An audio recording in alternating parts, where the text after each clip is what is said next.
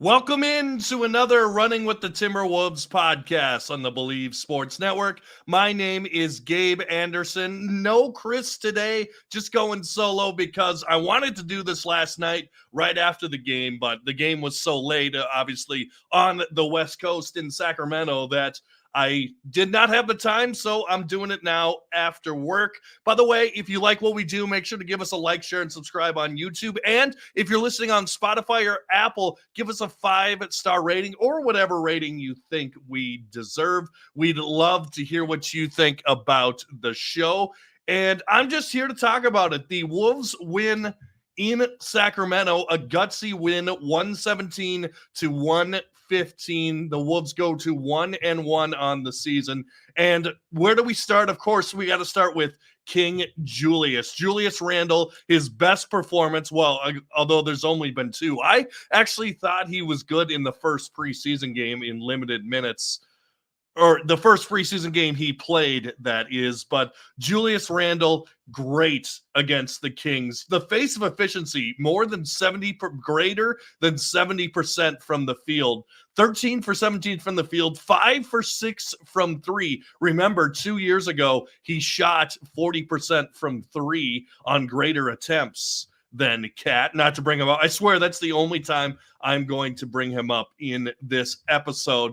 But, man, he was great tonight. And I think the first game, he actually wasn't that bad. I just think that fans weren't used to his style of play. And basically, maybe I'll mention Cat one more time, but basically, he was going to be the alternative to Cat of getting into offensive fouls and the stickiness with the ball. But I think fans had to learn how King Julius Randle plays. And they're starting to see how great it can be because the ball can get sticky with Julius Randle, but as long as he's scoring, does it really matter? And I know there could be some Anthony Edwards, Julius Randle, my turn, your turn situation, but it seemed to work last night as the 1-2 punch. And I know a bunch of people on Nick's Twitter were basically, and I know it's a small sample size, but kicking themselves for trading Julius Randle. Hopefully that continues, but wow, what a great performance.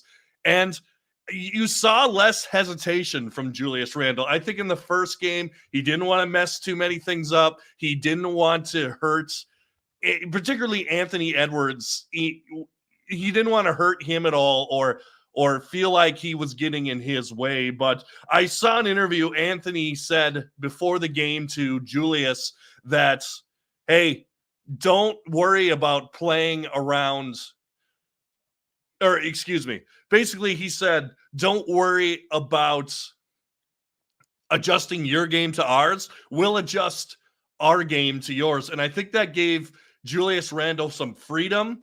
And ultimately, the ball was in Anthony Edwards' hands at the end. But, I mean, we wouldn't even be sniffing a win if it wasn't for Julius Randle. He was great last night. And hopefully that continues. And, of course, Anthony Edwards, 13 points in the fourth quarter on 57% shooting. This guy just has no fear. He has no fear whatsoever. He wants the moment. You can tell he wants to be in the conversation of the face of the NBA, and he's just going to go for it every time.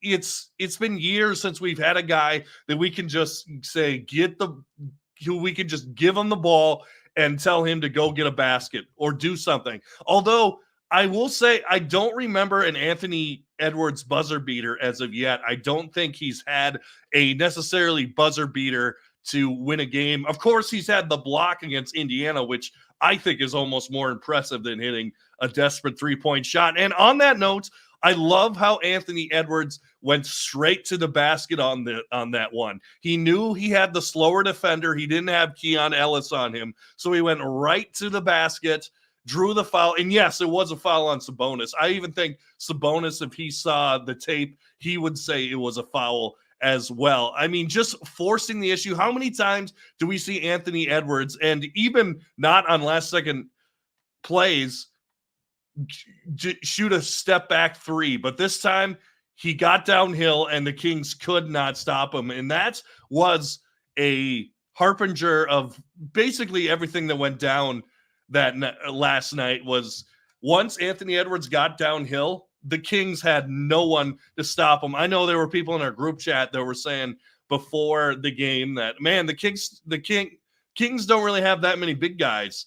They don't really have many enforcers down low. I mean, what? They have Lyles, but that's pretty much it down low. It's a bonus, but I mean, he's not too much of a shot blocker. So, I mean, Anthony Edwards had his way with this Kings defense, and the ball movement was so much better tonight than against the Lakers. I know we could talk about the Lakers, but I am putting the Lakers game up as a fluke because I think that was a team on a Western Conference Finals hangover that basically weren't efforting. They weren't bringing the effort. I know Coach Finch was pretty pissed about that, and they hadn't played together. They had only had one game, one half with Anthony Edwards and Julius Randle. So basically they learned how to play with each other pretty quick, and it was awesome to see. Anthony Edwards finishes on the night with a total of 32 points, 5 for 15 from 3. And I love the blueprint, like we were talking about before the season.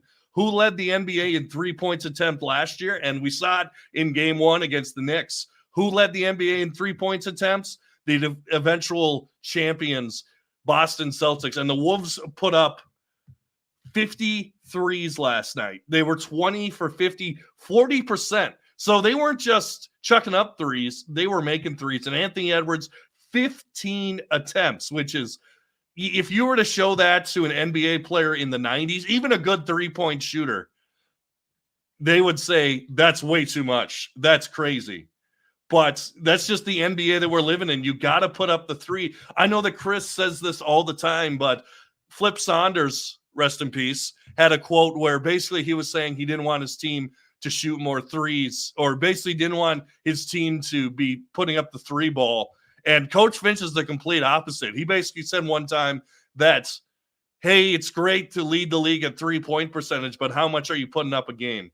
And we are on pace to be putting up a lot of threes so far. Dante DiVincenzo hasn't been great in his first 2 games, obviously not what we're used to seeing. So far, he's shooting only 33% from the field and 21% from 3. But we saw last year, he'll find it. He'll find it eventually. He's going to be fine. And I've liked that even in spite of poor 3-point shooting, I like that he's been going to the basket. There were about 4 times where he went to the basket and got a good layup.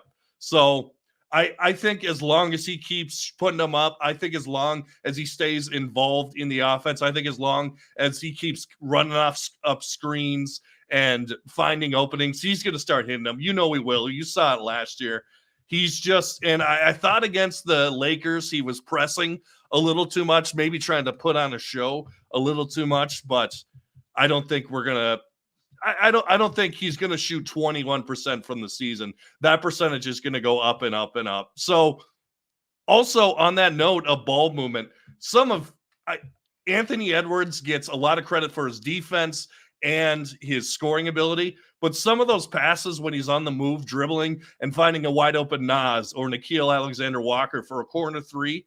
I don't know if you've seen that. The Phoenix Suns are putting out TikToks where they got the Family Guy audio where Peter and Cleveland are playing I think it's NBA Jam, and basically Peter keeps saying corner 3, but he keeps finding Nas and Nickeil for open threes, which Nas was great last night, but Nickeil, man, he's been awesome so far. He's shooting 67% from the field so far this year.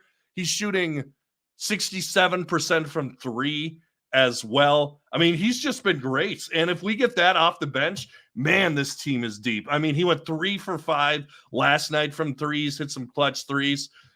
I was worried a little bit about Mike Conley, who only had 6 points, went 2 for 9 from the field. He's been struggling early on. And then another guy who really needs to step it up is Jaden McDaniels. And they were talking about it I got to be honest, I don't have Bally Sports. I was watching it on a League Pass feed. And I know De'Aaron Fox is one of the fastest players in the league, so it's difficult to guard him. But Jaden, if you are going to be in the class of one of the best on-ball defenders in the league, you can't let De'Aaron Fox go right past you time and time again and get to the basket almost 3 or 4 possessions in a row, because that's not elite. That's not elite defense. And he can't hit a shot either. He's only averaging 6 points per game so far this year. And here's another crazy thing. Jaden hasn't hit a 3 all year. I know it's only been 2 games, but 3 and D, he's not bringing it so far this year. Rudy, I thought, was okay last night. He'll be fine. Rudy's Rudy, so I'm not worried in that situation. I don't think he's had a block either all season. Correct me if I'm wrong, but what I'd love to see, basically the cliff notes from this episode, is I love to see Anthony Edwards in a clutch situation not settle for a 3-pointer, but go straight to the basket, use his athleticism, and get it done in that situation. I do wonder how long Coach Finch is going to go with this short of a bench, because he's really only playing 9 guys, but Joe Ingles is really only playing about 5 or 6 minutes. Basically, he comes in the second quarter for a couple minutes and then comes out. I wonder when he's going to unleash the guys. Like, we saw a bunch of Josh Minott in the preseason.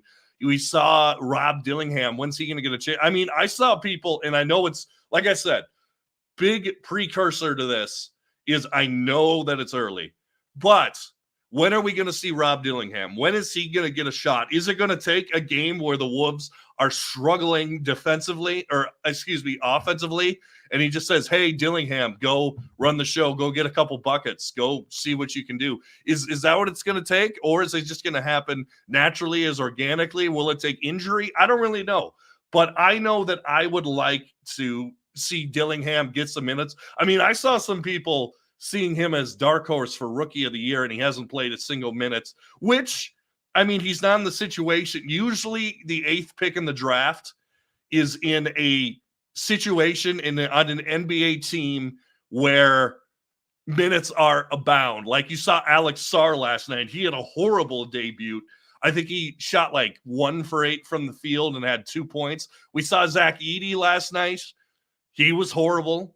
Just really, really bad. I think he might have even fouled out on this game. Ricochet's been okay, but usually when you're the 8th overall pick, you're on a team where, like the Wizards, where you can just minutes abound, play him as much as you can, and see if he can get buckets. But I don't know, Dillingham, I wonder when his day is going to come. I wonder when Shannon's day is going to come, and I wonder when Minott's minutes are going to come, because I've been listening to some other podcasts, and I love what they've been saying about this.